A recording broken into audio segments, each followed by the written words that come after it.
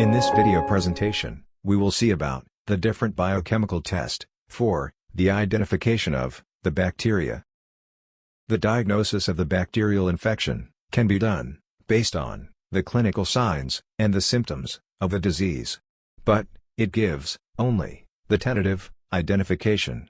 But for the definitive identification, the laboratory examination is necessary. By the laboratory examination, we can identify the causative bacterial agent for the infection. But, for that, the correct sample from the patient has to be collected based on the clinical signs.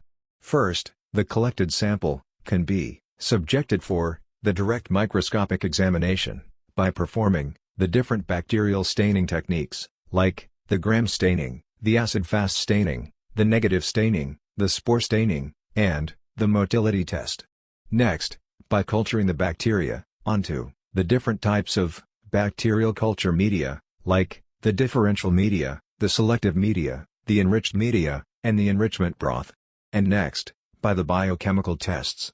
These tests will be detailed in this video presentation. Next, by the serological test, like the slide agglutination test, the tube agglutination test, and the microscopic agglutination test. And next, by using molecular techniques, like the PCR, followed by the DNA sequencing. And lastly, the phage typing, that is, the bacterial identification, by using the bacteriophages.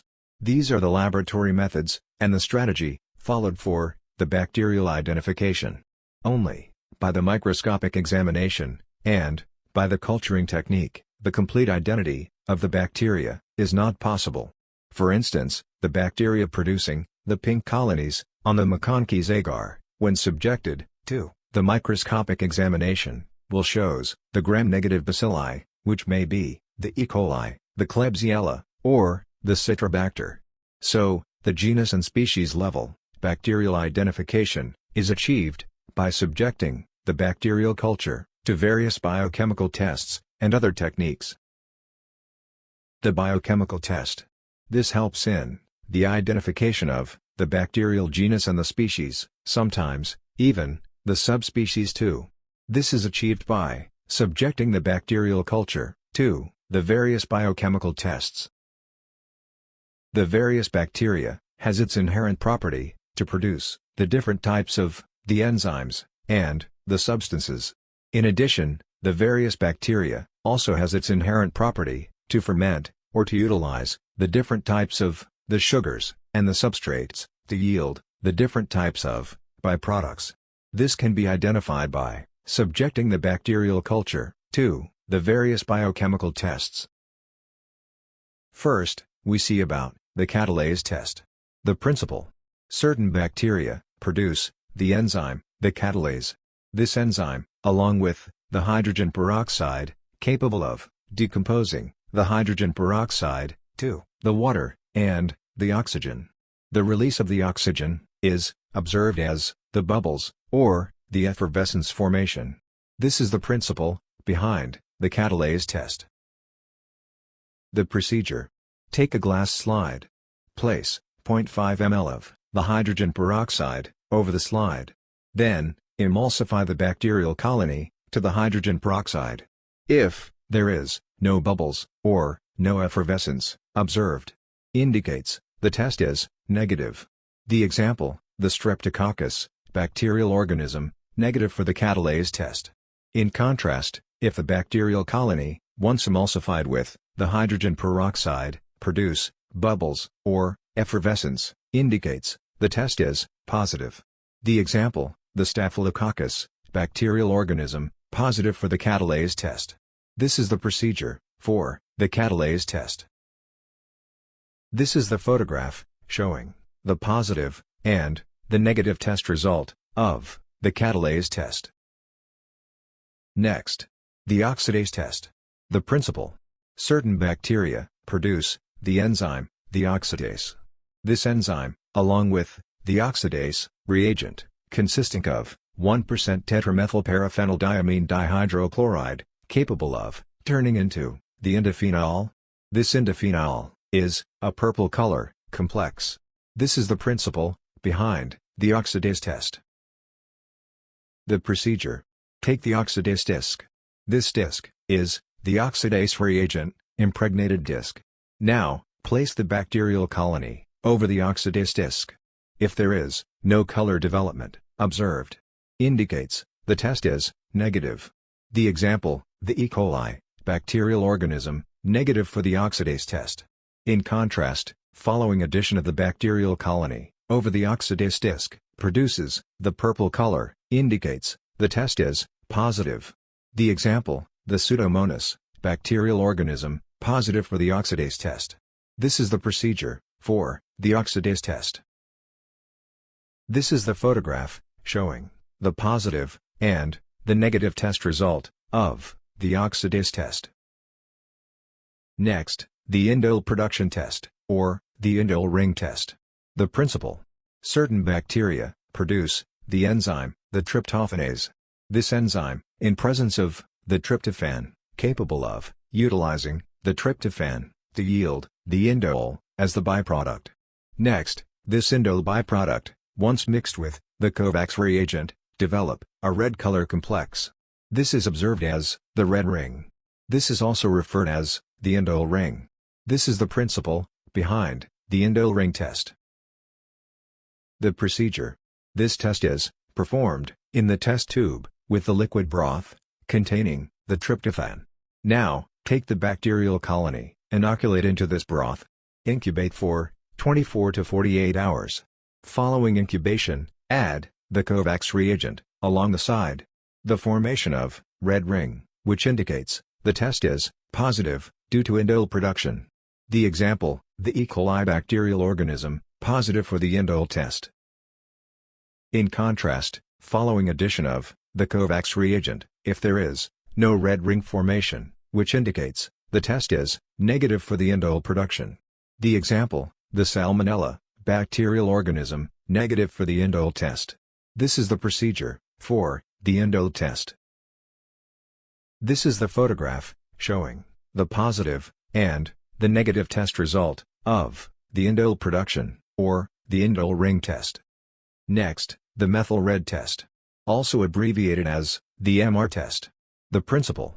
Certain bacteria, in presence of the glucose, ferment the glucose to yield the pyruvic acid as the byproduct. This changes the pH to acidic from the initial neutral pH. Next, this acidic pH, along with the methyl red indicator, develops the red color. This is the principle behind the methyl red test. The procedure.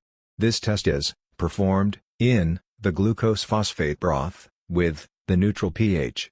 Now, take the bacterial colony, inoculate into this broth. Incubate for 24 to 48 hours. Following incubation, add the methyl red indicator to it. The development of red color, which indicates the test is positive due to acidic pH. The example, the E. coli bacterial organism, positive for the MR test. In contrast, following addition of the methyl red indicator, if there is no color change, which indicates the test is negative for the MR test. The example, the Klebsiella pneumoniae bacterial organism, negative for the MR test. This is the procedure for the methyl red test. This is the photograph showing the positive and the negative test result of the methyl red test. Next, the Voges-Prosker test, also abbreviated as the VP test. The principle. Certain bacteria, in presence of the glucose, ferment the glucose to the acid, and then subsequently metabolize to yield a neutral byproduct, the acetyl-methylcarbinol, which is an acidoan compound. Next, this acidoan compound, along with the 40% potassium hydroxide and the 5% alpha-naphthol, to form the red color complex, the diacetyl derivative. This is the principle behind the Voges-Prosker test. The procedure. This test is performed in the glucose phosphate broth. Now, take the bacterial colony, inoculate into this broth. Incubate for 48 hours.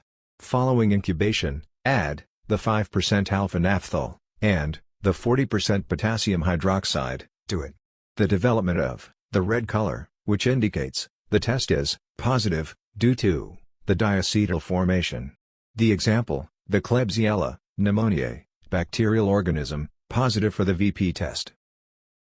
In contrast, following addition of the 5% alpha-naphthol and the 40% potassium hydroxide, if there is no color change, which indicates the test is negative for the VP test.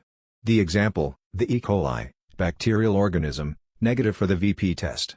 This is the procedure for the VP test.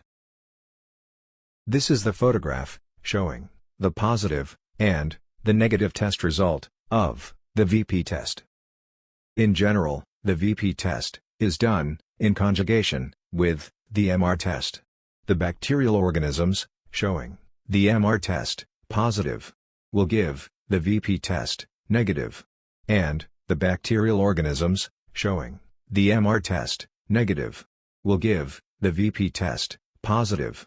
Therefore, in general, these two test results are vice versa for the bacteria. Next, the citrate utilization test. The principle: certain bacteria, in presence of the sodium citrate, utilize the citrate to yield the carbonate and the bicarbonate as the byproduct. This changes the pH to alkaline from the initial neutral pH. This is the principle behind the citrate utilization test. The procedure: this test is performed in the test tube with the agar slant, prepared with the Simon citrate agar, containing the sodium citrate and the bromothymol blue as the indicator. This bromothymol blue indicator, at neutral pH, appears as the deep forest green. Now, take the bacterial colony, inoculate into this agar slant. Incubate for 24 to 48 hours. Following incubation, if the agar slant turns to the Prussian blue, which indicates the test is positive due to the changes in the pH to alkaline because of the yield of the carbonate and the bicarbonate as the byproduct. This bromothymol blue indicator, at alkaline pH, appears as the Prussian blue. The example, the Salmonella bacterial organism, positive for the citrate test.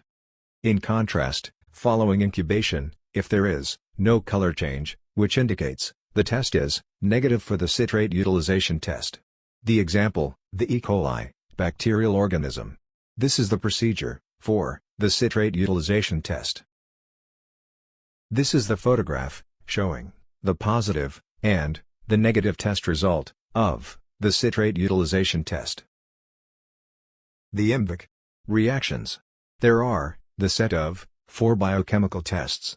They are commonly employed in the identification of the members of the family Enterobacteriaceae bacteria. The 4 biochemical tests are the indole ring test, the methyl red test, the Voges-Prosker test, and the citrate utilization test. The letter I is only for the rhyming purpose.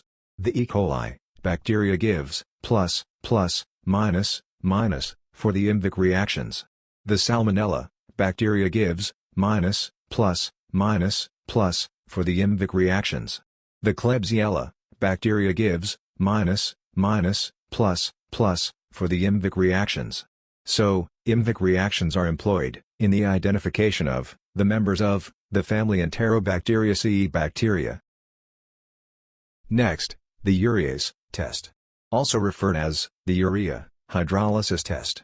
The principle: certain bacteria produce the enzyme, the urease. This enzyme, in presence of the urea, capable of hydrolyzing the urea to yield the ammonia and the carbon dioxide as the byproduct. This byproduct changes the pH to alkaline from the initial neutral pH. This is the principle behind the urease test. The procedure: this test is performed in the test tube with the agar slant, containing the urea and the phenol red as the indicator. This phenol red indicator, at neutral pH, appears as the orange. Now, take the bacterial colony, inoculate into this agar slant. Incubate for 24 to 48 hours. Following incubation, if the agar slant turns to the pink, which indicates the test is positive due to the changes in the pH to alkaline because of the yield of the ammonia and the carbon dioxide, as the byproduct. This phenol red indicator, at alkaline pH, appears as the pink. The example, the Staphylococcus, bacterial organism, positive for the urease test. In contrast, following incubation, if there is no color change, which indicates the test is negative for the urease test. The example, the E. coli, bacterial organism, negative for the urease test. This is the procedure for the urease test. This is the photograph showing the positive and the negative test result of the urease test. Next, the sugar fermentation test.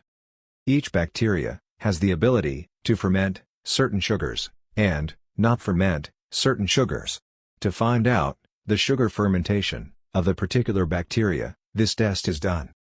The principle: the bacteria, in presence of the certain sugar. The sugar may be glucose, or sucrose, or lactose, or maltose, or galactose, or mannose, or any other sugars. This bacteria, in presence of the certain sugar, ferment to yield the acid as the byproduct. This changes the pH to acidic from the initial neutral pH. Next, this acid, along with the Andrade's indicator, changes to the pink color due to acidic pH. Some bacteria may also releases the gases along with the acids. This is observed as the bubble formation. This is the principle behind the sugar fermentation test.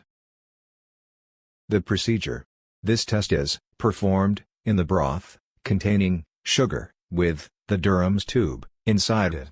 The sugar may be glucose, or sucrose, or lactose, or maltose, or galactose, or mannose, or any other sugars that can be added to the broth. For instance, this broth is added with the lactose, thereby to check the bacteria for the lactose fermentation. Now, take the bacterial colony, inoculate into this broth. Incubate for 24 to 48 hours.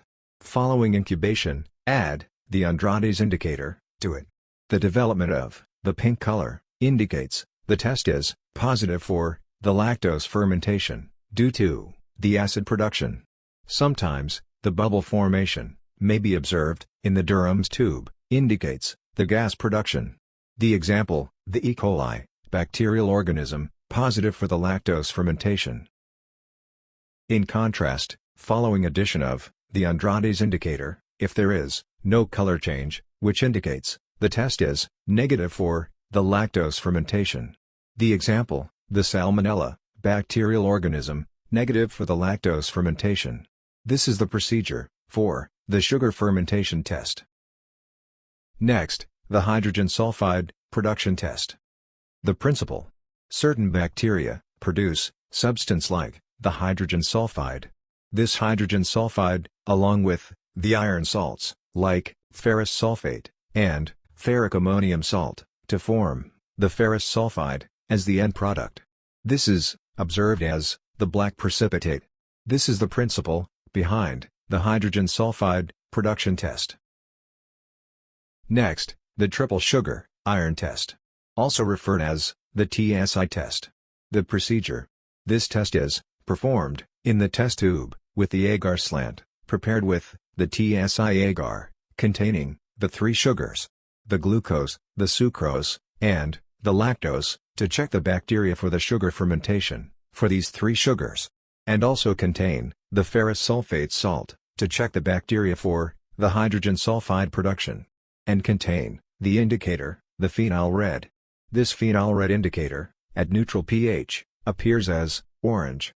Generally, the top, slanting portion of the agar is referred as the slant, and the bottom portion of the agar is referred as the butt. The three sugars present in the TSI agar are in different concentration, such as the glucose, 0.1%, the sucrose, 1%, and the lactose, 1%. This is about the TSI agar. Now, take the bacterial colony, inoculate into this agar slant. Incubate for 24 to 48 hours. Following incubation, the agar slant may turns to this type of reaction. This type of reaction is observed in the E. coli. That is, the yellow slant due to acidic pH, at the slant portion, and the yellow butt, due to acidic pH, at the butt portion. And the bubble cracks, and the displacement of the agar, due to the gas production.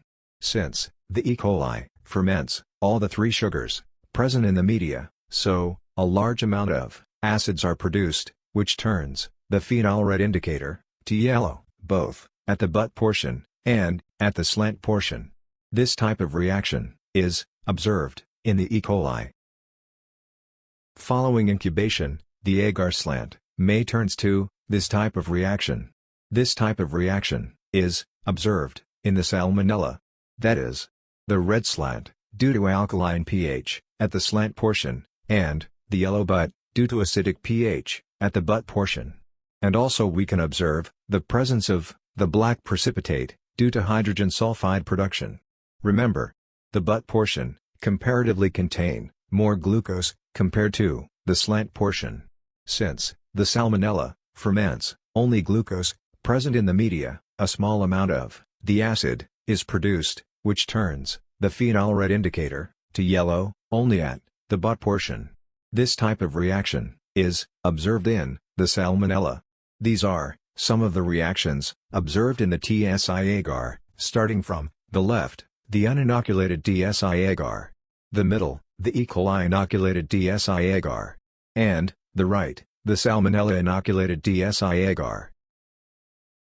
This is the photograph showing the reactions observed in the TSI agar, the left, the uninoculated TSI agar, the middle, the E. coli inoculated TSI agar, and the right, the Salmonella inoculated TSI agar. Therefore, the E. coli ferments all the three sugars present in the media and turns the phenol red indicator to yellow, both the butt portion and the slant portion. But the Salmonella ferments only glucose present in the media and turns the phenol red indicator to yellow only the butt portion. Next, the gelatin liquefaction test, also referred as the gelatin hydrolysis test. In this experiment, the gelatin will be used. Before that, we will see about the property of the gelatin. The gelatin, at high temperature, that is, at temperature above 25 degrees Celsius, it liquefies. In contrast, the gelatin, at low temperature, that is, at temperature below 15 degrees Celsius, it solidifies. This is the property of the gelatin. Now, we will see about the principle of this test. Certain bacteria produce the enzyme, the gelatinase. This is the proteolytic enzyme. This enzyme, in presence of the gelatin, capable of breaking down the gelatin into the individual amino acids as the end product. This liquefies the gelatin and remain liquefied even at 4 degrees Celsius, that is, remain liquefied even at the chilling temperature. This is the principle behind the gelatin liquefaction test. The procedure. This test is performed in the test tube, prepared with the nutrient gelatin medium. Now, take the bacterial colony, inoculate into this gelatin medium. Incubate for the 48 hours. Following incubation, if the medium remains liquefied even at the 4 degrees Celsius, indicates the test is positive due to the liquefaction of the gelatin. The example, the Staphylococcus aureus bacterial organism, positive for the gelatin liquefaction test. In contrast, following incubation, if the medium remains solidified at the 4 degrees Celsius, indicates the test is negative due to the gelatin is not hydrolyzed by the bacteria. The example, the E. coli bacterial organism, negative for the gelatin liquefaction test. This is the procedure for the gelatin liquefaction test. This is the photograph showing the positive and the negative test result of the gelatin liquefaction test. The schematic illustration of the different biochemical test is available as the downloadable link in the below YouTube description. In next video presentation, we will see about the antimicrobial susceptibility test. Stay tuned to this YouTube channel. Hope the lecture is informative and useful. Thank you.